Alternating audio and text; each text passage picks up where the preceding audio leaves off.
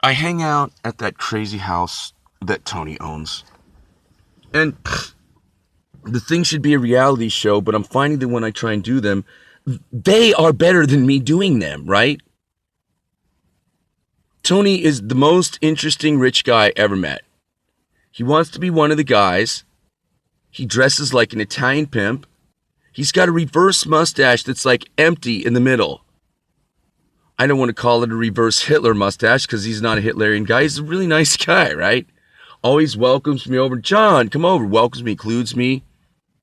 Shares whatever, some weed with me or some whatever he has. Some, buys me a drink. He's got his entourage there, right? But ambiently, in a moment, he goes from that to, yeah, John, okay, whatever. Oh, ladies, hey, ladies. Oh, beautiful, lovely, wonderful. And just old ladies, young ladies, families of ladies, ladies with their husbands, ladies with their daughters, ladies and their daughters. 16-year-old Aussie girl, the mom starts trying to share the weed that Tony's sharing with her, with the girl. Tony's like encouraging her to party. Come on, you're on vacation. You're on vacation. I'm like, well, this is great. What could go wrong with this scenario, right? You're like forcing weed on an underage person from another country. This is awesome, right? Meanwhile, Andy, who has Grammys, is there in purple paisley pants, 2-color socks, a cowboy hat, cop glasses, and he's smiling at me like he knows something which he does not know. There's Tom, who's from the East Coast, owns a bike shop in Santa Monica, took us all out for lunch. Me, Colin with the stringy hair, who's worked with David Gilmour and can't get a gig because Andy kicked him to the curb. The other British guy was a sign painter and just kind of proper and ridiculous and on psychedelics, seemingly. And Tom was like, I said, Tom, what are you going to have? He goes, I'm going to have the pastrami and it's going to suck. Yeah, but Tom, if it's going to suck, why are you going to have it? I would like it better if it was good, but I'm going to enjoy it a little and then I'm going to enjoy bitching about it a whole bunch, right? Doesn't like antioxidants. Antioxidants are bad for you. Drives around in a cul-de-sac, all day in a goddamn cul-de-sac. He once invaded his own town in somewhere that I can't remember. And I'm like, Tom, tell us a story about when you invaded your own town in Maine with your platoon. No, we didn't do that. We did it in Boston one time, but not in Maine. Well, tell that story. No, sorry. No, won't do that. Makes fun of me for getting my skateboard stolen.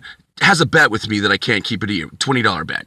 And then it's just in the meantime, there's Brian, who used to be a homeless painter, but Tony adopted him, has him drag gargoyles up on that building. He lives in a shack on the building. He painted that 100-and-something-year-old Bordello with,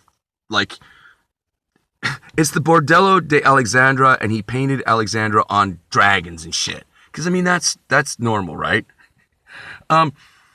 It's just, the whole place is fucking insane. So the other day, I go and I'm talking to Tone, right? And he's asking me stories about, slumming it. What's it like to be homeless? Do you see dangerous shit? And I tell him the other story I have posted on the channel about Eddie from the M13s and the language and all that stuff. And he's, scared, right? Then some of these ladies come up and he's like, it's perfectly safe at night. We have Snapchat now. It's great. I'm like, Tony, you're rich. It's great to be rich, but I'm homeless in the M13. Oh, no, right? So we get to talking, and he said, I say some stuff about they have the Hare Krishna festival, and gee, those people need to get another song. If you want to market a religion, look at the Christians. They have a bunch of songs, more successful religion. We go on a while, and then deadpan in a way where he's literally losing me. He looks at me, he goes, you know what, John? You just said one of the most brilliant things I've ever heard another individual say. And I'm like, whoa, Tone. I said a lot of shit. I don't think any of it was quite that intelligent. He's like, no. You said that those people need to get another song, and they do. And then, in a way that I almost cannot imitate, he proceeds to poorly sing several versions of the other Hare Krishna song and wants me to workshop it with him. But he won't look at the YouTube channel. He won't look at how wonderful his property looks on there. He won't look and see that he is my only favorite Trump supporter because he's the only one that has a good reason because he's not rich. He gets something out of it, right? But it's just loaned me $20 one time. He said, never ask me for money again. It's just, so at the end of this, I keep checking to see if we're still on. At the end of this day of just, at one point, Tom's over there yelling on the phone. Yeah, no, I'm not paying that much for weed. I found a pound of weed one time in a road in Oregon. No, in a road. Yeah. Hold on, I gotta take another call. It's like you're in a parallel reality, right? Tony and I are talking about being homeless. He wants to know what it's like, right? I said, it sucks, Tony. I spilled urine in my truck the other day. I have to clean it.